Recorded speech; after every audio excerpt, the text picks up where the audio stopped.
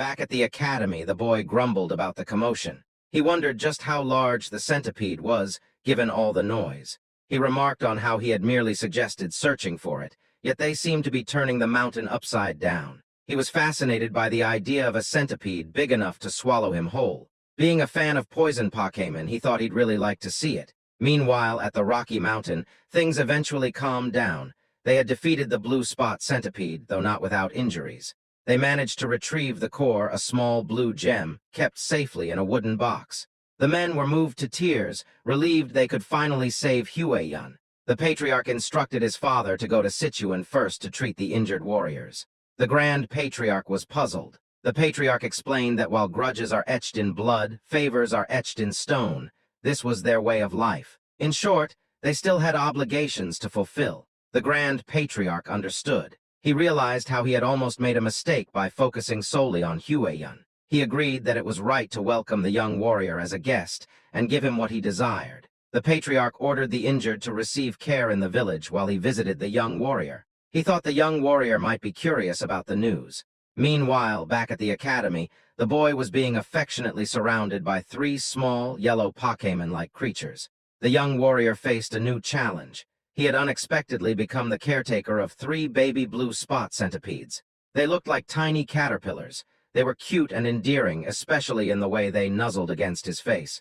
As he looked at the pot, he remembered something. When he had returned home, he cleaned the eggs and placed them on his nightstand. When he awoke, they had all hatched. 1 centipede lay contentedly on his head. He had sensed its presence but hadn't expected them to hatch so soon. He looked at the centipedes clinging to him and tried to gently remove them from his shoulders.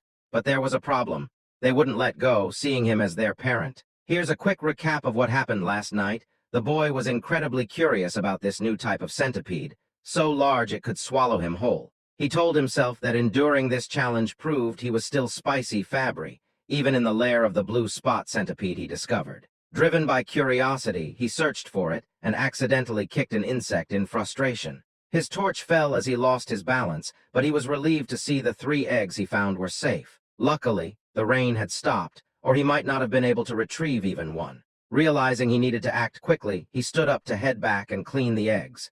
He secured them at his waist and reassured them that he'd give them a proper bath soon. Back in the present, although he didn't see the living blue spot centipede, he was glad to have saved the remaining eggs. He asked the little centipedes to give him some space. He knew they wouldn't eat until after their first 2 molts, so feeding them wasn't a concern yet. Still, having them cling to him was a bit of a hassle. Then he got an idea. If he went into the water, maybe they'd let go. With a smirk, he decided to take a shower. The little centipedes probably didn't know what that meant, but one shivered in anticipation. A few hours later, the elder patriarch arrived at the academy. He approached the pavilion, knocked on the door, and asked if the young warrior was inside. There was no answer. He waited, then reached for the doorknob and decided to enter. Inside, he saw herbs, jars, and even some medicine, which led him to wonder if the young warrior was a healer. He realized how impolite it was to enter without permission. He decided to return later, but a rustling sound caught his attention. It was coming from one of the pots.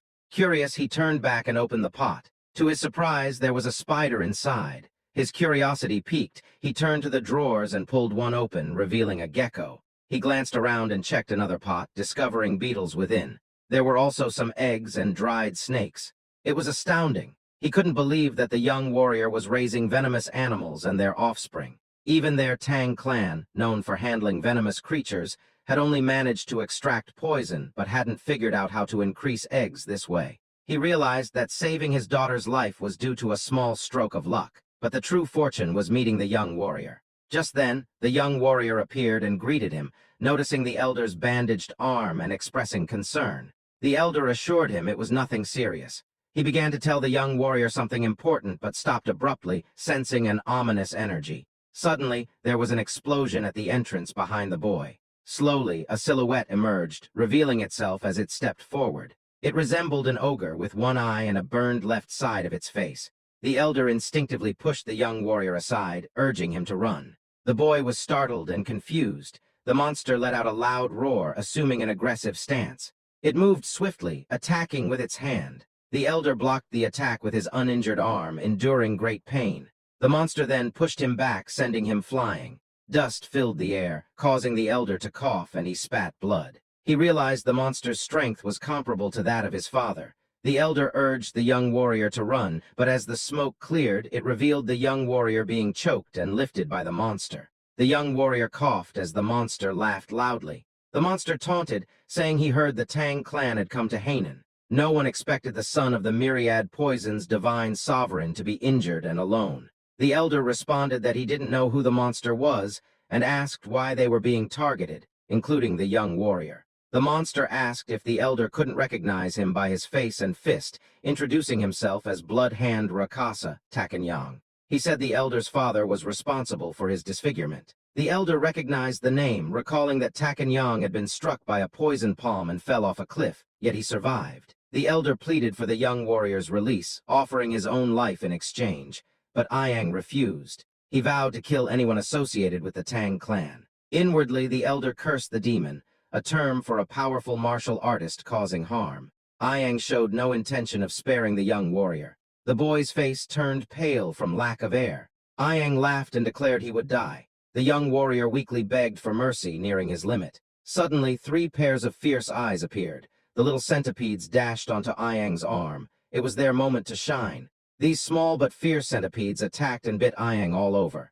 Ayang was bewildered by the centipedes and dropped the young warrior. Furious, he shouted that even centipedes couldn't harm him. Suddenly, his neck turned violet and he coughed up blood, collapsing to the ground in agony. The young warrior was surprised and confused to see that Ayang had died. He moved away and asked the elder if Ayang was indeed a bad person. The elder, having witnessed everything, was astonished. His jaw dropped, but then he broke into a wide grin, realizing the young warrior was more than just a guest. The elder thought the young warrior should definitely become part of the Tang clan. So, friends, this chapter comes to an end. What will happen next? We'll uncover it in the next chapter. Don't forget to rate this chapter out of 10 in the comments. We'll see you in the next video. Until then, take care and goodbye. Don't forget to like the video and subscribe to the channel.